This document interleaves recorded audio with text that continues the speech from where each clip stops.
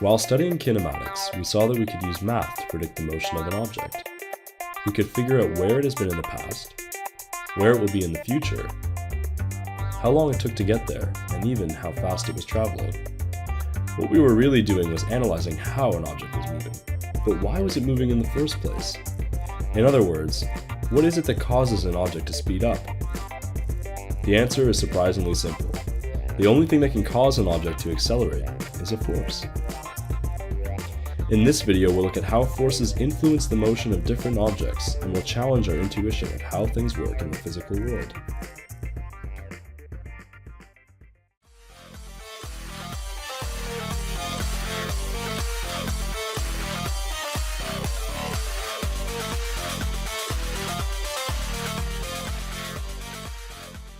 Have you ever noticed that it's harder to start pedaling your bicycle than it is to ride at a constant speed?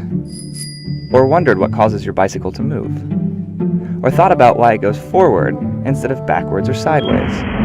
Perhaps not, and you wouldn't be alone. It wasn't until the 17th century that Isaac Newton described the fundamental laws of motion, and we understood the answer to these three questions. What Newton recognized was that things tend to keep on doing what they are already doing. So when your bicycle is stopped, it stays stopped, and when it is going, it stays going.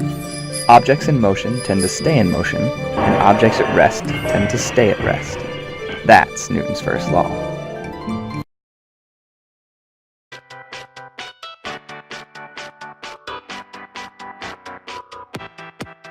Newton's first law of motion. Every body continues to be in the state of rest or uniform motion unless compelled by an external force.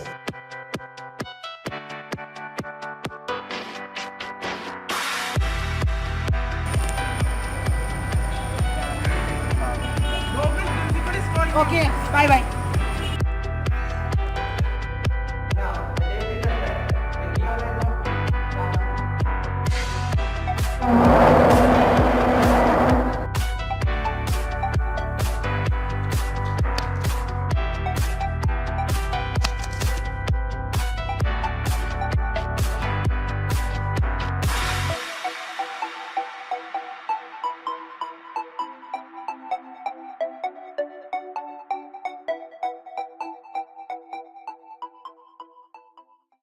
Moving objects don't spontaneously speed up, slow down, or change direction. It is this inertia that you must overcome to get your bicycle moving. Now you know that you have to overcome inertia to get your bicycle moving, but what is it that allows you to overcome it? Well, the answer is explained by Newton's second law. In mathematical terms, Newton's second law says that force is the product of mass times acceleration. To cause an object to accelerate, or speed up, a force must be applied. The more force you apply, the quicker you accelerate. And the more mass your bicycle has, and the more mass you have too, the more force you have to use to accelerate at the same rate. This is why it would be really difficult to pedal a 10,000-pound bicycle. And it is this force, which is applied by your legs pushing down on the pedals, that allows you to overcome Newton's law of inertia. The harder you push down on the pedals, the bigger the force, and the quicker you accelerate.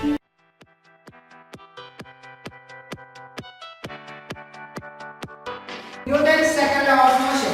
The rate of change of momentum is directly proportional to the force applied. That is, momentum is directly proportional to force, or momentum is directly proportional to mass into acceleration.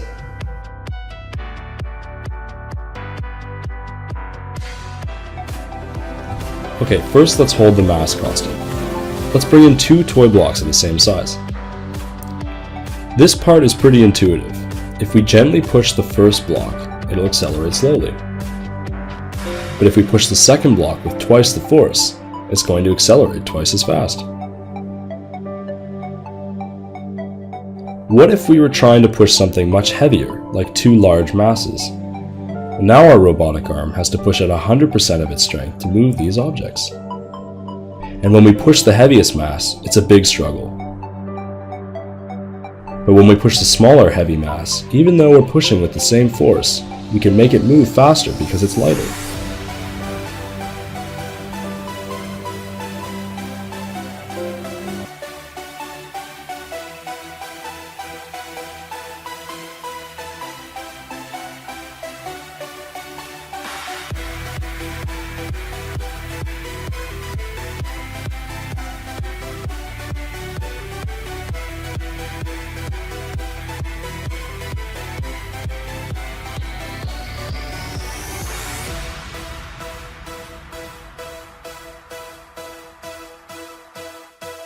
Newton's third law of motion. For every action, there is an equal opposite reaction. Think about what happens when you drop a bouncy ball. As the bouncy ball hits the floor, it causes a downward force on the floor. This is the action.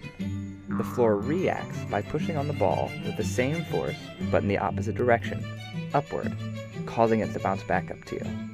Together, the floor and the ball form what's called the action-reaction pair. When it comes to your bicycle, it is a little more complicated. As your bicycle wheels spin clockwise, the parts of each tire touching the ground push backwards against the earth. The actions. The ground pushes forward with the same force against each of your tires. The reactions. Since you have two bicycle tires, each one forms an action-reaction pair with the ground. And since the earth is really, really, really big compared to your bicycle, it barely moves from the force caused by your bicycle tires pushing backwards. But you are propelled forward.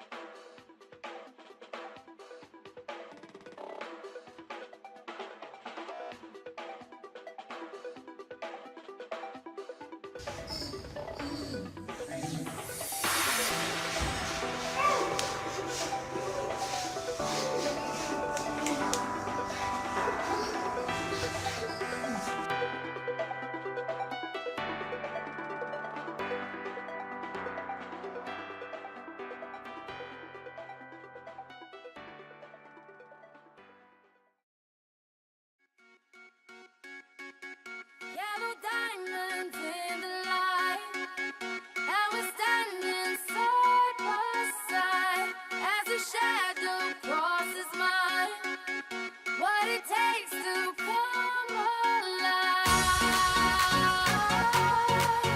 It's the way I'm feeling, I just can't deny. But I gotta let it go.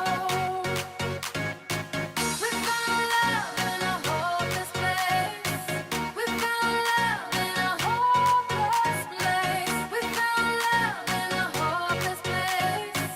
We found love in a hopeless